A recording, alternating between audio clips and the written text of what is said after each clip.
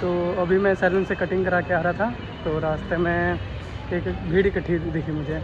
वो सब जो आए थे आतंकी कश्मीर में, उनके खिलाफ़ मोर्चा कर रहे थे, भाषण दे रहे थे, पाकिस्तान मुर्दाबाद के नारे लगा रहे थे। तो क्या भीड़ में लोग वहाँ पे क्या कर रहे थे आपको वीडियो में दिखाता हूँ, वीडियो देखिए पहले।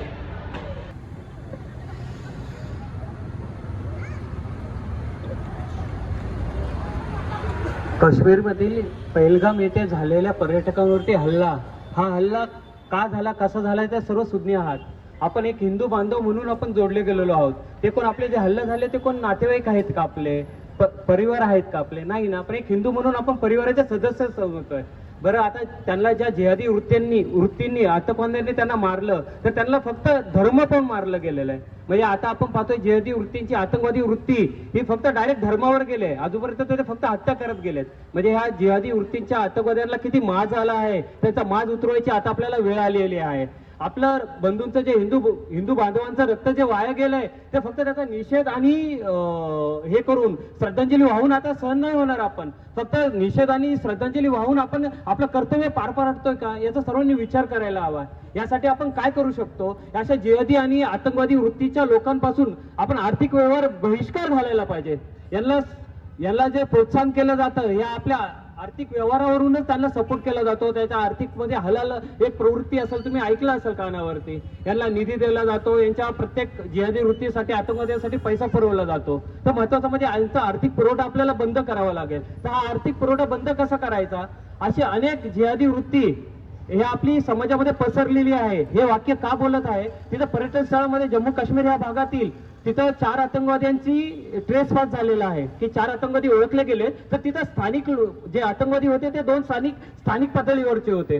बरं, ते हे जे 4 आतंकवादी मिळून आले, त्यातील 2 हे बाहेरून आलेले असले तर तिथलच्या समाजातील 2 माणसं होती ती. बरं, त्यांनी मारलं तर आपल्या समाजातील बंधू बांधवांना, परिवारातील सदस्यांना मारलं तर मारलं, त्यांना ओळखी करून मारलेलं आहे, हिंदू म्हणून मारलंय, त्याला धर्म विचारून मारला गेलाय.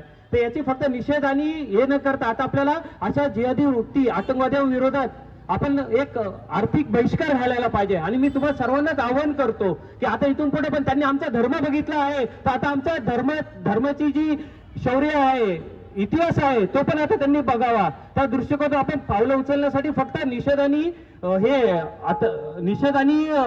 श्रद्धांजली न वाहता यांच्यावरती आर्थिक बहिष्कार घालून ती कृती करावी आणि सर्वांनीच अंमलात आणावी. आपण कोणताही व्यवहार करतो, म्हणजे भाजी मार्केटमध्ये असेल, देवाणघेवाणचे दैनंदिन नियमित व्यवसाय असतील, तर तो कोण आहे, याने आम्हाला धर्म म्हणून मारलाय, हिंदू म्हणून मारलाय. हिंदू भाई भाई म्हणून आपण एकत्र आलो पाहिजे आणि या आतंकवाद्यांची बिदाई केली पाहिजे. आपण याला सर्वांनाच म्हणत असेल, पण आपण फक्त विचार कागदोपत्री आणि घोषणांद्वारे न देता या कृतीत आणून दिल्या पाहिजे आपण. आणि सर्वांनीच आत्मसात करून यापुढे ज्या काही आपण व्यवहार करणार ना, त्याचं नाव, त्याचं धर्म हे विचारूनच करा ना, का नको. ते जर आम्हाला आमच्या हिंदू बांधवांना जर आतंकवादी जर हिंदू धर्म म्हणून मारत असेल, तर आम्ही कोणते व्यवहार करताना आमचा धर्म पाहूनच त्याच्यावर व्यवहार करा. जो आमचा धर्माभिमानी असेल त्याच्यावरच आम्ही आर्थिक व्यवहार करा. भले आपण काही असू, कोणत्या गोष्टी दैनंदिनीच्या वस्तू असेल किंवा कोणताही आपण आर्थिक व्यवहार करणार, तर आर्थिक व्यवहाराचा बहिष्कारच घातला पाहिजे यांच्यावर. या आतंकवादी जिहाद्यांना आता आपण आपला समाजाने, शासनाचंच कर्तव्य नाही, आपला एक सामाजिक नागरिक म्हणून